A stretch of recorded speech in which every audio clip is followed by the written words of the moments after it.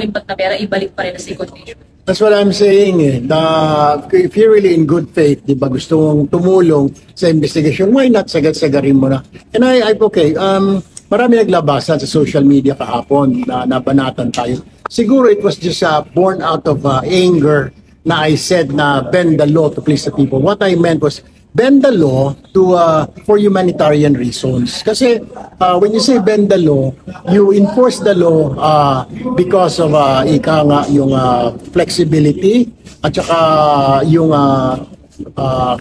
for humanitarian reasons. Pero I didn't say na we have to break the law, violate the law. No, I didn't mean that. What I meant was bend the law para for humanitarian reasons.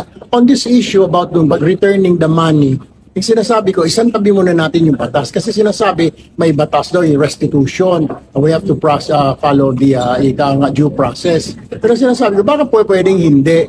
Idiretso nila kung talagang kagaya sinasabi ni Secretary Remulla, baka yung voluntary nila isurrender, hindi na tayo dadaan sa korte. Yung dinasabi ng Malacanang sa mga press release ngayon galing ng Malacanang na they believe na dapat isurrender na muna ng mga diskaya at saka yung mga witnesses na papasok dyan sa protective custody, yung kanilang mga nakuha mula sa gobyerno. And that's what I meant. Thank you po.